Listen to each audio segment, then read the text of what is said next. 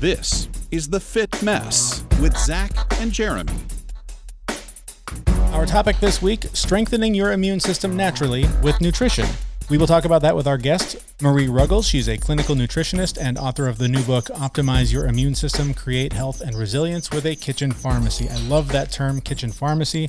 It is the way I try to think about food whenever I'm eating anything or preparing anything for my kids, and then immediately feeling guilty that I know that what I'm giving them is not healthy. So we talk a lot about nutrition and all the benefits, and the most glaring ones, right? You feel better, you lose weight if you eat right, if you're eating within moderation. But eating to support your immune system, that one's a little odd for me because it actually relates a lot closer to my work where, you prevent risk. But eating to support your immune system, it's like buying car insurance, right? You hope you never need it, but when you do, and you don't know that you have it, right? Other than the fact that you're paying this bill every month and you're paying a bill by eating well, right? Mm-hmm. And it just blows my mind too, right? If you're eating and you're keeping your immune system strong and you don't get sick and you don't know when your immune system's actually functioning to keep you from being sick, like it's out of sight, out of mind kind of thing, but also super important.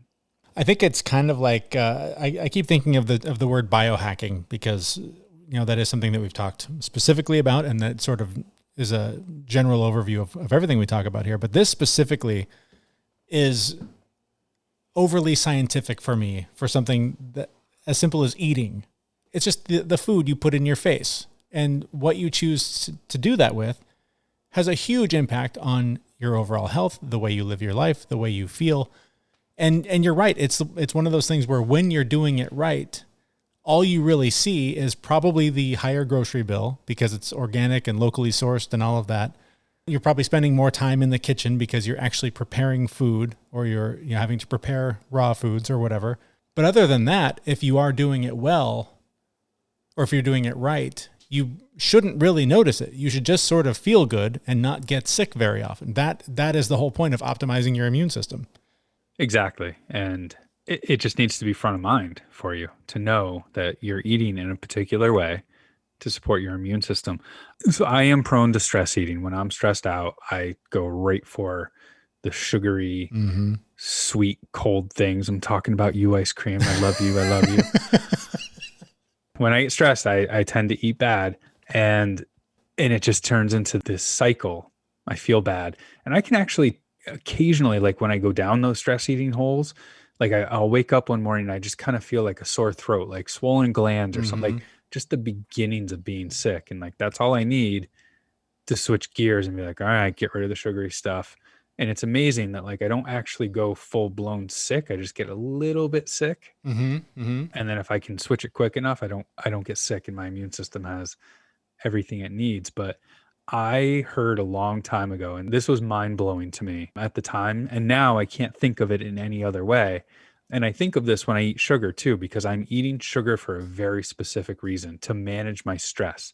I'm taking a drug for my stress. Yeah. All food is just a drug. Yep. Right. If you think about it in that way, it's, it's nutrients, it's fuel for your body.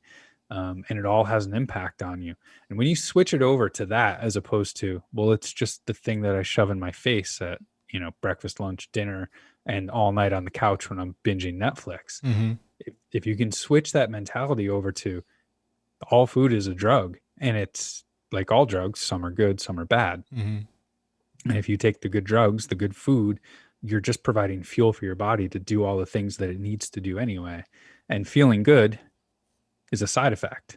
So it took me a long time to get there, but that's how I think about food now. And it's funny you mentioned the stress eating and the crappy feeling that goes along with it after the fact. I think it takes a tremendous amount of self-awareness to know that feeling crappy is so directly linked to what you chose to eat and not the stress that caused you to eat that way. If work is overwhelming, if life for whatever reason is just too much, and you're like, oh, I'm going to sit down and eat a box of ice cream, and you wake up and you're like, oh God, it's all too much. I feel like crap. It has a lot to do with the way you treated it and not the actual source of the stress to begin with.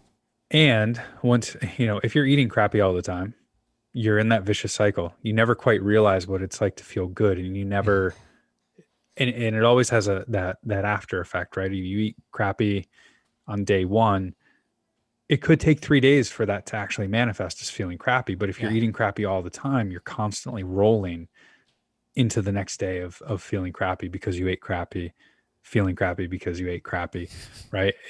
That was the one thing that, when I actually did get a hold of my diet and I actually spent a good month eating low carb and things that were grown in the ground or roamed the earth. Sorry, I'm not a vegetarian.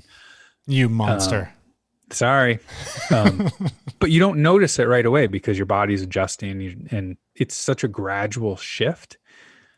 It only took about a month though of eating well and not really noticing a difference, and then eating like crap for one day and then realizing 2 days later how horrible I felt at the beginning of the month because of all the crappy food I was eating. Like, making that shift to eating well is slow and gradual, but all it takes is eating crappy once and you're back to square one. Well, and we touched on this a couple of episodes with Dave Asprey from Bulletproof. I mean, he was talking about so many of the foods that are part of the traditional Western diet or whatever are designed to make you hungry and designed to make you want to eat more of that. So add that to the fact that the foods that are the worst for us are the most easily accessible, most easily available, cheapest, and you set up this horrible cycle where millions of people can't break that cycle because stress is at all-time highs. And we're in a situation that hasn't been seen in 100 years right now.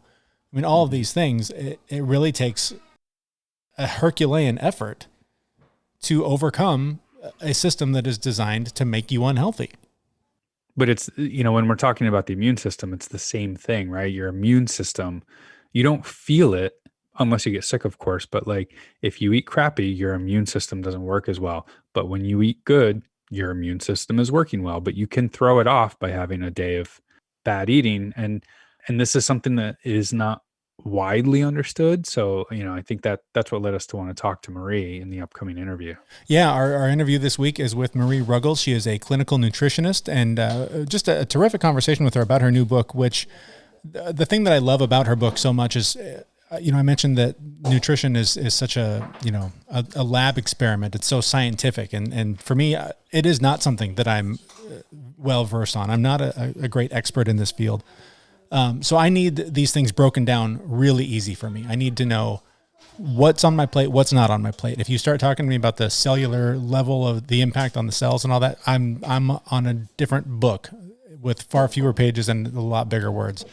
But in this case, her approach to making sure that you are eating to optimize your immune system is really approachable. It is really attainable.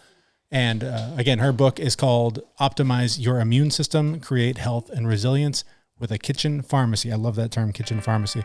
But we had a chance to talk to Marie Ruggles about what you can be eating or what you should be eating to optimize your immune system.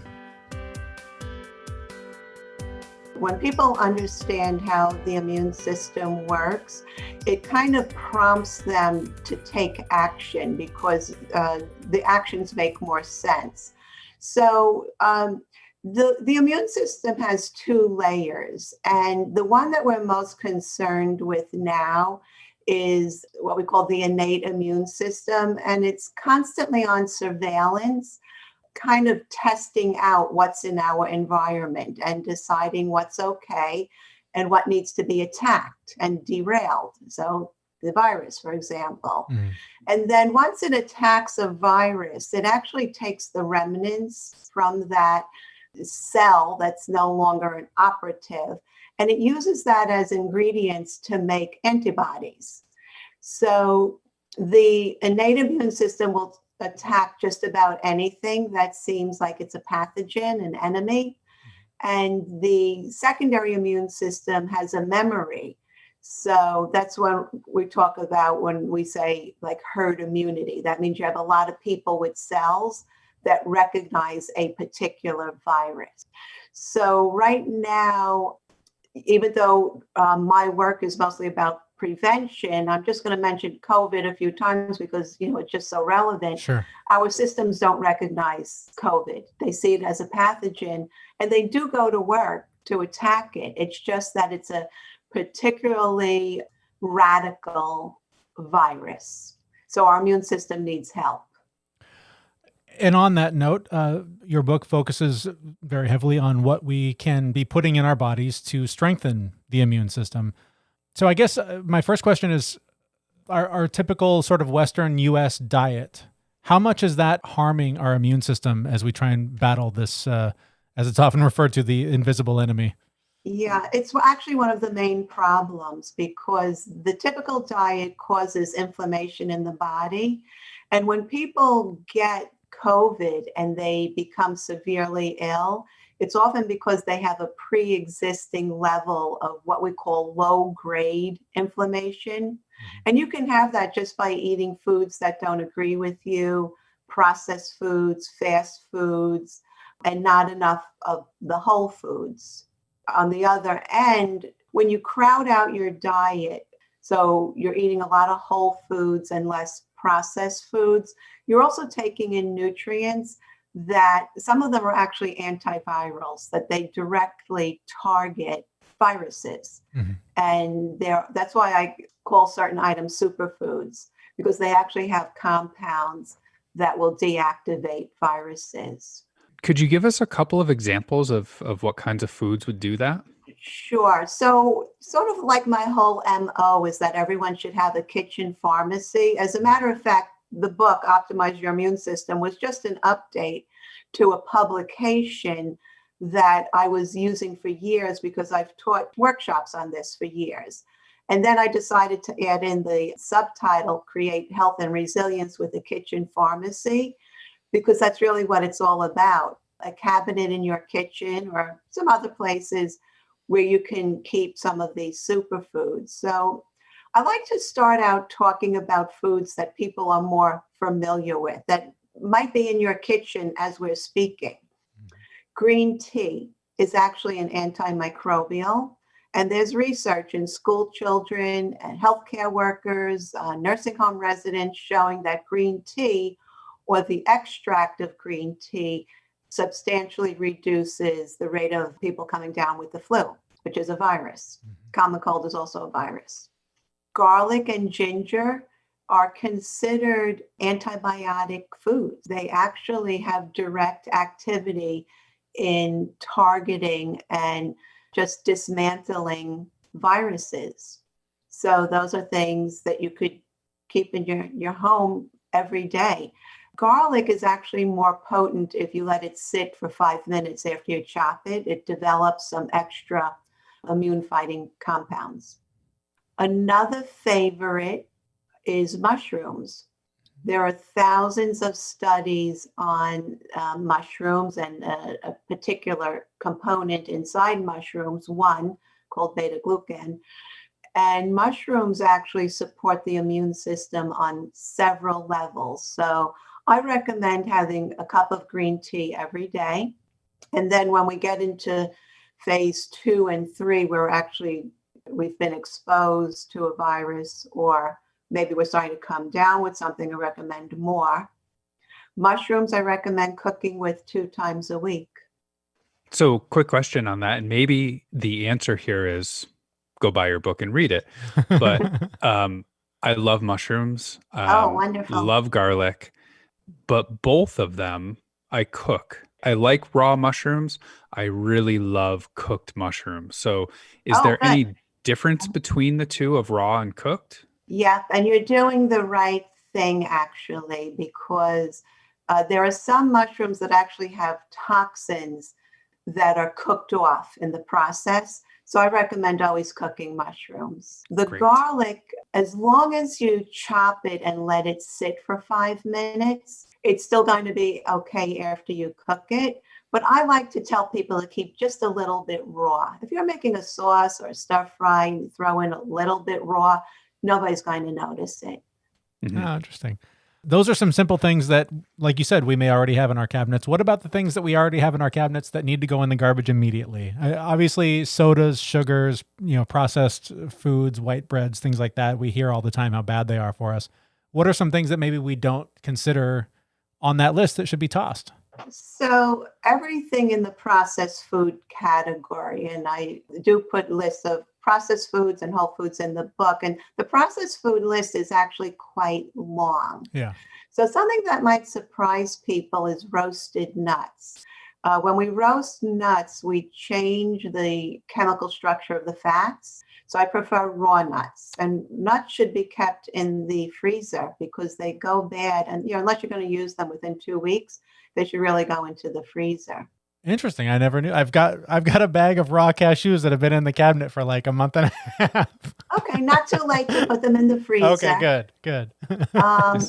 And then salad dressings. Most commercial salad dressings are made with oils, including canola, that just aren't good for our system. When we're talking about rejuvenating our bodies, we're really talking about cells. And our immune system, the good news is it turns over every 100 days. So if you just start doing something today, by the time the weekend comes, you've already started the process. But within 100 days, it completely turns over. So canola oil is not great. Also, any salad dressing you buy at the store probably does not have a healthy oil in it. So I recommend that people get, you could get a powdered mix, for example, Italian seasoning, and just use your own good extra virgin olive oil or avocado oil to whip it up. So it doesn't have to be super complicated. I do a class on shopping at Trader Joe's. So I tell people they actually have a fat-free balsamic dressing. And so you can take that home and then combine it with olive oil. Oh, interesting. Yeah, because a lot of people aren't eating enough fat. Yeah. Olive oil, coconut oil, butter, or ghee are actually very good for our cells. Our cell membranes are made of fats. And if you don't eat fats, your cells aren't going to be working at, full capacity. And that's what happens with our immune system. It's actually amazing, but we do things. We don't sleep enough. Our moods, kind of stressed out, a lot of anxiety and depression, not enough exercise. All of these things derail the immune system along with toxins. So moving as much as possible to a chemical-free lifestyle, starting with your shampoo and toothpaste, is something else people can do to support the immune system. You mentioned eating fats, and Zach and I have both benefited a lot from variations of the keto diet.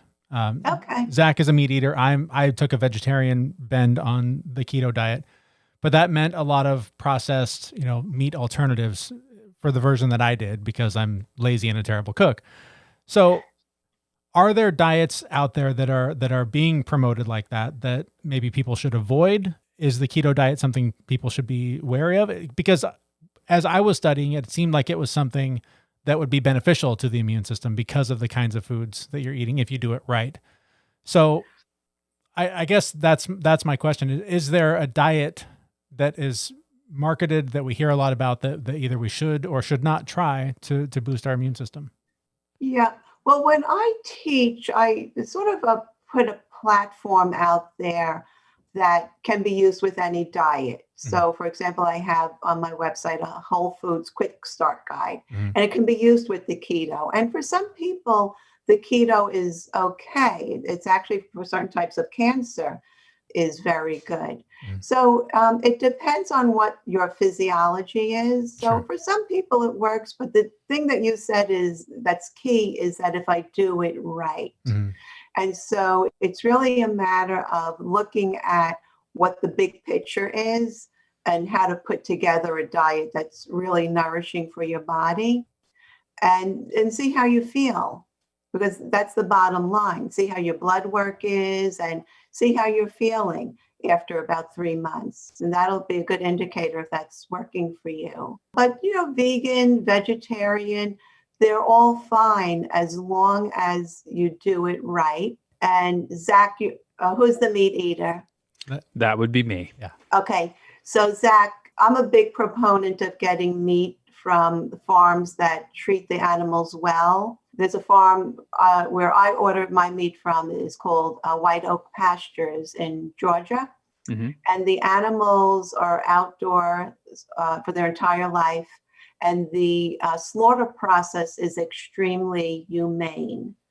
So I encourage people who do eat meat to not eat too much. You really want your plate to be full of vegetables at every meal, but to really try and seek out those places where the animals are healthy and they don't get antibiotics, because every time you eat regular meat that's been raised in what we call CAFOs, confined feeding organizations, you're getting a dose of antibiotics. And in the event that you do need the big guns, those antibiotics may not work as well if every time you ate meat, you were getting a tiny dose through that meal. For years, I just ate whatever the store provided from the meat perspective and did it wrong for many years. But now it's all organic. I make sure that I'm eating meat that's been produced responsibly, and it tastes Yeah. better. Wonderful. And, I did the same before I knew, and I'm still learning. So it's okay. We all have that past. It's about how we're going to age, basically. Mm-hmm. And, how much energy we have right now and how our brains are working. Those are all good barometers to, really give you an idea of what you're putting into your body, whether or not it's working for you. I do have a kind of a follow-up question on the sugar part. I've been experimenting with a couple of different ways of eating, and I've been eating a lot of natural, just oatmeal. And oatmeal by itself is very bland. And for me, I put just a drop of maple syrup in it. So are you fully against sugar in any way, shape, or form? Or are there some sugars that are kind of okay to, help me from going crazy and keeping my wife sane as well? Oh, no. As a matter of fact, I do have a section in the book on alternative sweeteners because I love sweet foods. Probably rename my website, Nutritionists Who Love Sweets. But there are natural sweeteners that actually taste pretty good and can really be used to help us cut down on our total sugar intake. I love to bake. But maple syrup is a great natural sugar, and there's actually some minerals in maple syrup, as is, raw honey. But there are items like monk fruit that's combined with other natural sweeteners, and you can use those either as a replacement or side by side.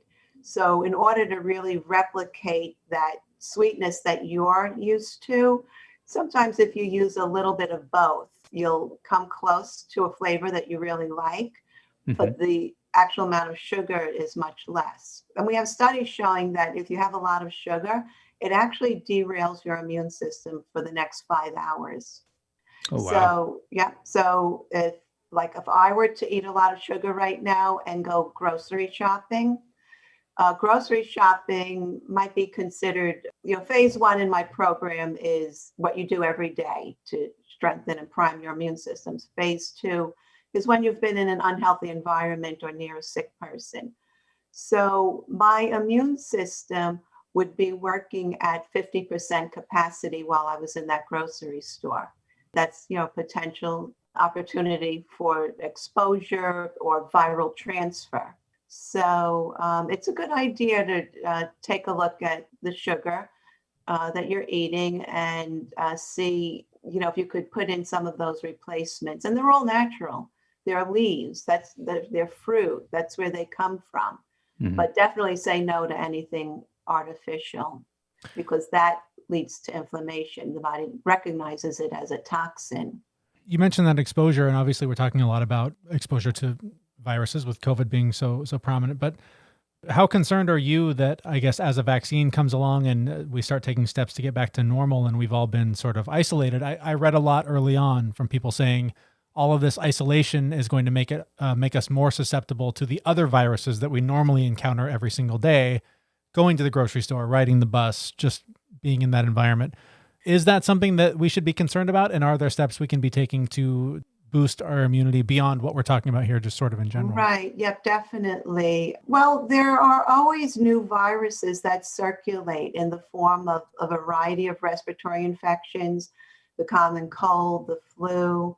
And, virologists were not surprised that COVID came here. It actually hopped over from the animals, and it will happen again. So my concern is that people will get lax. And my whole message is follow the path here. Strengthen your immune system, because it's not just against viruses, it's against arthritis, thyroid conditions, diabetes, cancer. You're, strengthening your immune system will pay off for your entire lifetime. But definitely there are products that can help you wage the battle if there has been viral transfer. So this is when we're still talking prevention. There's a virus that's entered your body and is replicating. And basically that's what we want to do, is just stop viral replication. And your body does that on its own, but it needs help with, these more radical viruses, or if you're really run down and not taking care of yourself. And look, that happens to me. I have a bad habit of saying yes, overpacking my schedule. And that's my personal hotspot. That's when I am most vulnerable to getting sick. When you overpack your schedule, what does that come with? Stress, another whammy. So if you're starting to have the symptoms, instead of saying, oh boy, here it comes, you can take vitamin C, like 500 milligrams every 2 hours. You can take elderberry. As a matter of fact, all the teachers I work with take elderberry every morning during the winter. It's just something you can do to prevent viral replication. If you're in a school with, hundreds of kids, there are viruses floating around. Same with my healthcare workers. There are also some comprehensive immune supplements that you can bring on board. For example, in my book, what I typically do is I'll mention one of my favorite supplements, but then I'll give a few that might be less expensive or in a different format, such as a gummy or a liquid or a powder. But there is a product called Wellness Formula by Source Naturals. And if you feel like you're starting to come down with something, I would start taking that according to the label directions. And they give you different doses depending where you're at. You can get out in the sun if it's warm enough, even if it's cool, and you can just get your arms exposed, because that immediate boost in vitamin D production is going to help the immune system to function. People tell me all the time they start to feel better immediately after getting that 15 minutes of sunshine. Definitely. And then you would want to increase the green tea to maybe 4 cups a day. Now, green tea does have caffeine, so if you're sensitive, you just want to be careful about that. So there are a number of things you can do, but really the first part of my message, phase 1, the foundation, is get your immune stores up now. When you go to the doctor, just tell them you want to test your vitamin D 2 times a year, 3 times a year. You don't need an appointment to do that. They can electronically submit a test at 4, like let's say you're at your annual visit. You can ask for another vitamin D test at 4 and then again at 8 months, especially if you're prone to respiratory infections. It's super important. The research is there, solid, thousands of studies. Vitamin D helps prevent pneumonia, basically. Wow. So when you have those stores in your body of selenium, vitamin D, zinc, that helps you if there's been viral transfer. You don't even know it's happening because your body already has the equipment it needs to bring that virus down. So I do recommend taking 15 to 25 milligrams of zinc on a daily basis. These are adult doses because it's really hard to get from food. Our only good food source of zinc is oysters. Interesting. Selenium you can get from 1 large Brazil nut a day. So I recommend that people just put shelled Brazil nuts in the cabinet where their cups are, or a cabinet that they go into every day, maybe next to your multivitamin. And you take that every day as if it was, part of your vitamin routine. I love that. I love just the whole concept of the food being the pharmacy. And we spend so much time in the kitchen, especially families. Everyone's always in the kitchen. So it's a great place, even teas. You could have a cabinet with teas. For example, I love a tea that's called Bronchial Wellness. All my healthcare workers drink that every morning, even if they don't have asthmatic lungs or problems. It's just a delicious way to reinforce your lung function, and kind of gives you that extra edge for when you are exposed. But there are teas that are like called throat coat and respiratory support. Those are great to just have around and make a regular habit of using. Great to introduce kids to at an early age. Those are just some of the great suggestions you have in the book. It's a very quick read. I read through almost all of it last night, and but as you mentioned several times in the book, it's a great reference to just have in the kitchen and to grab it as you're putting together your meal, your snack, or whatever, and protecting your body with the foods you're putting in your mouth. Exactly. And chapter 6 is really a summary. So you don't have to read the whole book again when you're like when you've been exposed or you're starting to come down with something. You could just go there and at a glance see exactly what you're supposed to do. So I like to keep things simple. That's what people in our culture need. Yeah, it's true. So, and I've been a nutritionist for over 40 years. And I do a lot of cooking. I spend a lot of time in the kitchen. And so my recommendations are really based in reality. And the Quick Food Start Guide, it's something people can use and just progress at their own pace. There's no judgment, no all or none. You do what you can. Yeah. And starting small, if that's all you can do, that's fine.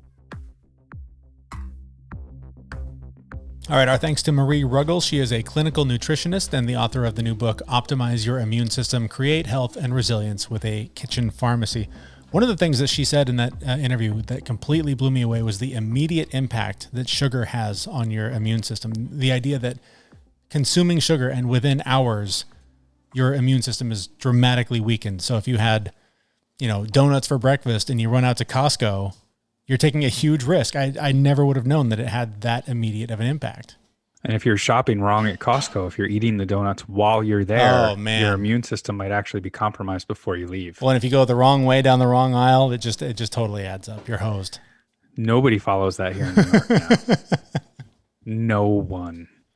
Well, like I said at the beginning of the show, whenever I do start to feel a little sick, that's the one thing I cut out is all sugar. And when I cut out all sugar within a day or two, I generally bounce back. It's pretty rare that I go full blown get sick. I usually just get that kind of the day before feeling, and then cutting out sugar brings me right back to feeling generally not good. Sometimes that's the best you can hope for. I also, this is something that I've tried for a long time to live by, but the idea of eating organic whenever you can. It is, for many and often for us, cost prohibitive. But one way or another, you do pay. You either pay for it now with a bigger grocery bill, or you pay for it later with a weakened immune system and illness and sick time at work, or whatever the long-term effects are of a poor diet.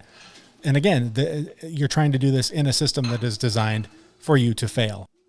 You're doing this in a system where the producers of food have shareholders that they need to please. So they need repeat customers. They need people to keep coming back and eating the same thing. So it's in their best interest to, not to be conspiracy theory, but get us addicted to these types of foods and keep us coming back. Well, and to make them affordable so that we can afford to keep buying them over and over and over again, and ultimately paying the price one way or another.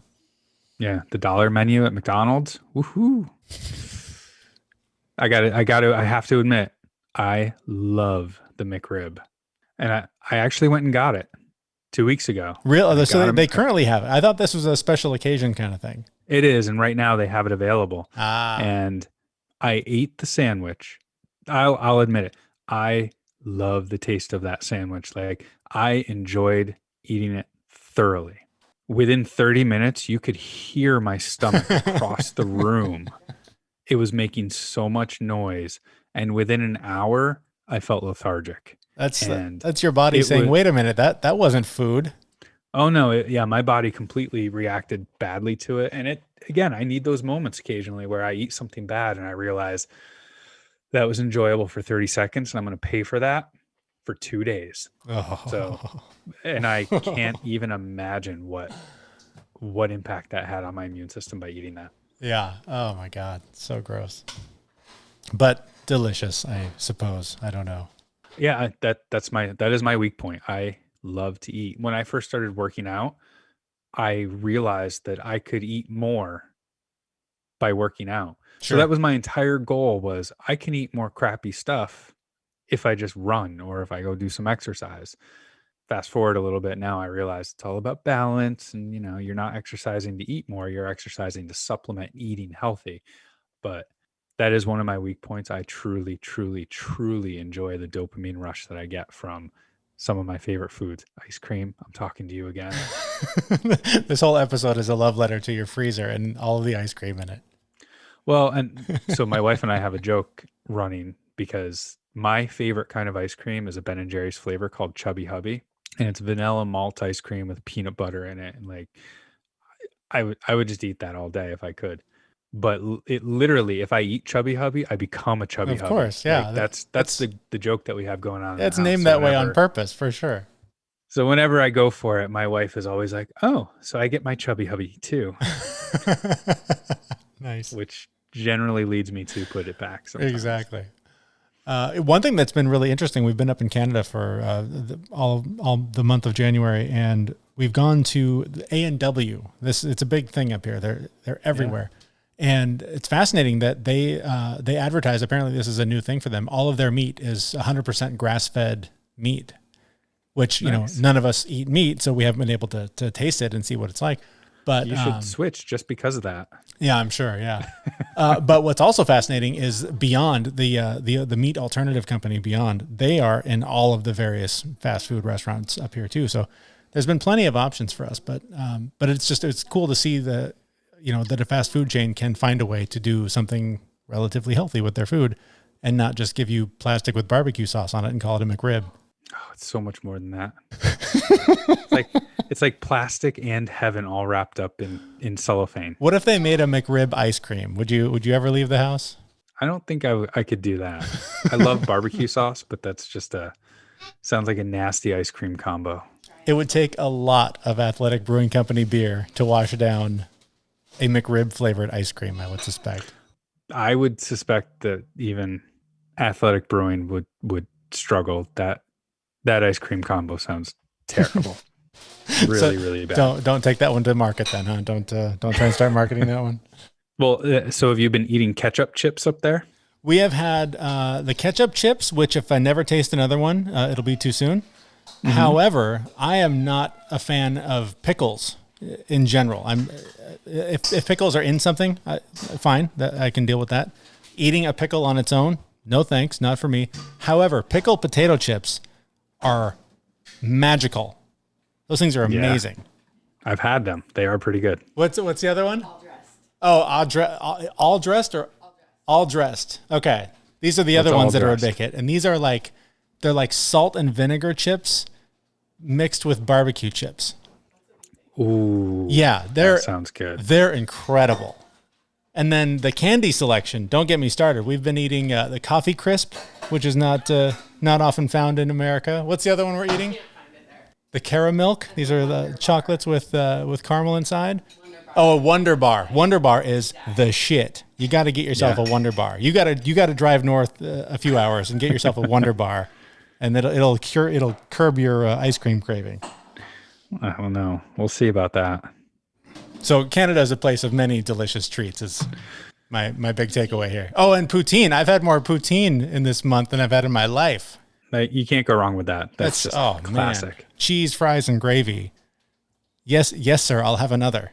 I would like to get an additional stomach so I can put more in. Yeah, exactly. This one box is not nearly enough. I'll need 3 more. All right. Nice. All right. Well, with that, we are going to wrap things up. Thank you so much for listening. The website for the show is thefitmess.com. While you're there, subscribe on whatever podcast player you're using and sign up for the newsletter so you never miss a thing related to the show. Our thanks to our guest, Marie Ruggles. Her book, Optimize Your Immune System, is available through our website. And our thanks to our sponsor, the Athletic Brewing Company. And thank you to you for listening. We will be back next Wednesday with a brand new episode at thefitmess.com. See you, everyone. We know this podcast is amazing and does not seem to lack anything, but we do need a legal disclaimer. Jeremy and Zach are not doctors. They do not play them on the internet, and even if they did play them on the internet, they would be really bad at it. Please consult your physician prior to implementing any changes that you heard on this podcast. The listener assumes that Jeremy and Zach do not know what they are talking about and that you will do your own research on the topics talked about on this podcast.